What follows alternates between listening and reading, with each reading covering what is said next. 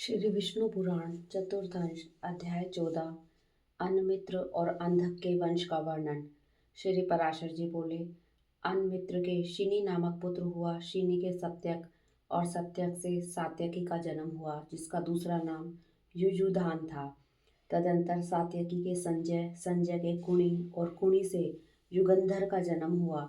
ये सब शैनय नाम से विख्यात हुए। अन्मित्र के वंश में ही पृश्नि का जन्म हुआ और पृश्नि से शवफलक की उत्पत्ति हुई, जिसका प्रभाव पहले वर्णन कर चुके हैं। शवफलक का चित्रक नामक एक छोटा भाई और था। शवफलक के कांदिनी से अक्रूर का जन्म हुआ तथा एक दूसरी स्त्री से उपमदगु, मृद, विश्वारी, मेज्य, गिरिशत्र, उपशत्र, शतघन, अरिमर्दन, धर्मदृक्, दृष्टधर्म, गंधमोज, वाह और प्रतिवाह नामक पुत्र तथा सुतारात नामनी कन्या का जन्म हुआ। देववान और उपदेव ये दो अक्रूर के पुत्र थे तथा चित्रक के पृथु, विपृथु आदि अनेक पुत्र थे। कुकुर, भजमान, शुचि, कंबल और बहिर्ष ये 4 अंधक के पुत्र हुए। इनमें से कुकुर से धृष्ट, धृष्ट से कपोत्रोमा, कपोत्रोमा से विलोमा तथा विलोमा से तुम्बरु के मित्र अनु का जन्म हुआ। अनु से आनक दुदुम्भी, उससे अभिजित, अभिजित से पुनर्वसु और पुनर्वसु से आहुक नामक पुत्र और आहु की नामनी कन्या का जन्म हुआ।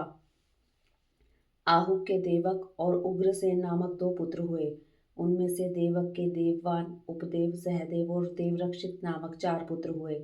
इन चारों की वृकदेवा, उपदेवा, देवरक्षिता, श्रीदेवा, शांतिदेवा, सहदेवा और देवकी ये 7 भगिनियां थी। ये सब वासुदेव जी को विवाही गई थी। उग्रसेन के भी कंस, न्योग्रोध, सुनाम, आनकाह, शंकु, सुभूमि, राष्ट्रपाल, जदुतुष्टि और सुतुष्टिमान नामक पुत्र तथा कंसा, कंसवती, सुतनु और राष्ट्रपालिका नाम की कन्याएं हुई। भजमान का पुत्र विदुरथ हुआ। विदुरथ के शूर, शूर के शमी, शमी के प्रतिशत्र, प्रतिशत्र के स्वयंभोज, स्वयंभोज के हरदिक तथा हरदिक के कृतवर्मा, शतधनवा, देवाहर और देवगर्भ आदि पुत्र हुए। देवगर्भ के पुत्र शूरसेन थे। शूरसेन की मरीषा नाम की पत्नी थी। उन्होंने वसुदेव आदि 10 पुत्र उत्पन्न किए।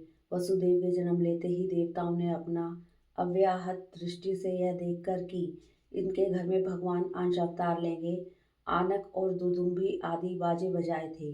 इसलिए इनका नाम आनक दुदुम्भी भी हुआ। इनके देवभाग, देवश्रवा, अष्टक, ककु, चक्र, वत्स, धारक, संजय, श्याम, शमिक और गंडूष नामक 9 भाई थे तथा इन वसुदेव आदि 10 भाइयों की पृथा, श्रुतदेवा, श्रुतकीर्ति, श्रुतश्रवा तथा राज अधिदेवी ये 5 बहनें थीं। शूरसेन के कुंती नामक एक मित्र थे। वे निसंतान थे, अतः शूरसेन ने दत्तक विधि से उन्हें अपनी पृथा नाम की कन्या दे दी थी। उसका राजा पांडु के साथ विवाह हुआ। उसके धर्म, वायु और इंद्र के द्वारा क्रमशः युधिष्ठिर, भीमसेन और अर्जुन नामक 3 पुत्र हुए। इनमें पहले इसके अविवाहित अवस्था में ही भगवान सूर्य के द्वारा कर्ण नामक एक कानीन पुत्र हुआ। इसकी माद्री नाम की एक सपत्नी थी। उसके अश्वनी कुमारों द्वारा नकुल और सहदेव नामक पांडु के 2 पुत्र हुए। शूरसेन की दूसरी कन्या श्रुतदेवा का कारुष नरेश वृद्धधर्मा से विवाह हुआ था। उससे दंतवक्र नामक महादित्य उत्पन्न हुआ। श्रुतकीर्ति को केकय राज ने विवाह था। उससे केकय नरेश के संतर्दन आदि 5 पुत्र हुए। राजादि देवी से अवंती देशीय विंद और अनुविंद का जन्म हुआ। श्रुतश्रवा का भी चेदिराज दमघोष ने पाणी ग्रहण किया। उससे शिशुपाल का जन्म हुआ। पूर्व जन्म में यह अतिशय पराक्रमी हिरण्यकशिपु नामक दैत्यों का मूल पुरुष हुआ था, जिसे सकल लोक गुरु भगवान नरसिंह ने मारा था। तदंतर यह अक्षय वीर्य, शौर्य, संपत्ति और पराक्रम आदि गुणों से संपन्न तथा समस्त त्रिभुवन के स्वामी इंद्र के भी प्रभाव को दबाने वाला दशानन हुआ। स्वयं भगवान के हाथ से ही मारे जाने से पुण्य से प्राप्त हुए नाना भोगों को यह बहुत समय तक भोगते हुए अंत में राघव रूपधारी भगवान के द्वारा मारा गया। इसके पीछे यह चेदीराज दमघोष का पुत्र शिशुपाल हुआ। शिशुपाल होने पर भी वह भूभार, हरण के लिए अवतीर्ण हुए भगवदंश स्वरूप भगवान पुंडरीकाक्ष में अत्यंत द्वेष बुद्धि करने लगा। अंत में भगवान के हाथ से मारे जाने पर उन परमात्मा में ही मन लगे रहने के कारण सायुज्य मोक्ष प्राप्त किया। भगवान यदि प्रसन्न होते हैं तब जिस प्रकार यथाइच्छ फल देते हैं, उसी प्रकार अप्रसन्न होकर मरने पर भी वे अनुपम दिव्य लोक की प्राप्ति कराते हैं। इति श्री विष्णु पुराणे चतुर्थंशे चतुर्दश अध्याय। 15वां अध्याय शिशुपाल के पूर्व जन्म जन्मांतरों का तथा वसुदेव जी की संतति का वर्णन। श्री मैत्रेय जी बोले, भगवान, पूर्व जन्म में हिरण्यकशिपु और रावण होने पर इस शिशुपाल ने भगवान विष्णु के द्वारा मारे जाने से देव दुर्लभ भोगों को तो प्राप्त किया, किंतु यह उसमें लीन नहीं हुआ। फिर इस जन्म में ही उसके द्वारा मारे जाने पर इसने सनातन पुरुष श्री हरि में सायुज्य मोक्ष कैसे प्राप्त किया। हे समस्त धर्मात्माओं में श्रेष्ठ मुनिवर, यह बात सुनने की मुझे बड़ी ही इच्छा है। मैंने अत्यंत कुतूहलवश होकर आपसे यह प्रश्न किया है, कृपया इसका निरूपण कीजिए। श्री पराशर जी बोले, प्रथम जन्म में दैत्यराज हिरण्यकशिपु का वध करने के लिए संपूर्ण लोकों की उत्पत्ति, स्थिति और नाश करने वाले भगवान शरीर ग्रहण करते समय नरसिंह रूप प्रकट किया था। उस समय हिरण्यकशिपु के चित्त में यह भाव नहीं था कि ये विष्णु भगवान है। केवल इतना ही विचार हुआ कि यह कोई निरतिशय पुण्य समूह से उत्पन्न हुआ प्राणी है। रजोगुण के उत्कर्ष से प्रेरित हो उसकी मति दृढ़ हो गई, अतः उसने भीतर भगवान ईश्वर भावना का योग न होने से भगवान के द्वारा मारे जाने के कारण ही रावण का जन्म लेने पर उसने संपूर्ण त्रिलोकी में सर्वाधिक भोग संपत्ति प्राप्त की। उन अनादि निधन पर ब्रह्म स्वरूप निराधार भगवान में चित्त न लगाने के कारण वह उन्हीं में लीन नहीं हुआ। इस कारण रावण होने पर भी कामवश जानकी जी में चित्त लग जाने से भगवान दशरथ नंदन राम के द्वारा मारे जाने पर केवल उनके रूप का ही दर्शन हुआ था। ये अच्युत हैं, ऐसी आसक्ति नहीं हुई, बल्कि मरते समय इनके अंतःकरण में केवल मनुष्य बुद्धि ही रही। फिर भी श्री अच्युत के मारे जाने के कारण इसने संपूर्ण भूमंडल में प्रशंसित चैदी राज के कुल में शिशुपाल रूप से जन्म लेकर भी अक्षय ऐश्वर्य प्राप्त किया। उस जन्म में वह भगवान के प्रत्येक नामों से तुच्छता की भावना करने लगा। उसका हृदय अनेक जन्म के द्वेष अनुबंधन से युक्त था, अतः वह उनकी निंदा और तिरस्कार आदि करते हुए भगवान के संपूर्ण समय अनुसार लीलाकृत नामों का निरंतर उच्चारण करता था। खिले हुए कमल के समान जिनकी निर्मल आंखें हैं, जो उज्जवल पीताम्बर तथा निर्मल किरीट, केयूर हार और कटकादि धारण किए हुए हैं, और जिनकी लंबी लंबी 4 भुजाएं हैं, जो शंख चक्र गदा और पद्म धारण किए हुए हैं, भगवान का वह दिव्य रूप अत्यंत वैरा अनुबंध के कारण भ्रमण, भोजन, स्नान, आसन और शयन आदि संपूर्ण अवस्थाओं में कभी उनके चित्त से दूर न होता था। फिर गाली देते समय उन्हीं का नाम उच्चारण करते हुए और हृदय में भी उन्हीं का ध्यान धरते हुए, जिस समय वह अपने वध के लिए हाथ में धारण किए चक्र के उज्ज्वल किरण जाल से सुशोभित अक्षय तेज स्वरूप द्वेष आदि संपूर्ण दोषों से रहित ब्रह्मभूत भगवान को देख रहा था, उसी समय तुरंत भगवत चक्र से मारा गया। भगवत स्मरण के कारण संपूर्ण पाप राशि के दग्ध हो जाने से भगवान के द्वारा उसका अंत हुआ और वह उन्हीं में लीन हो गया। इस प्रकार इस संपूर्ण रहस्य का मैंने तुमसे वर्णन किया।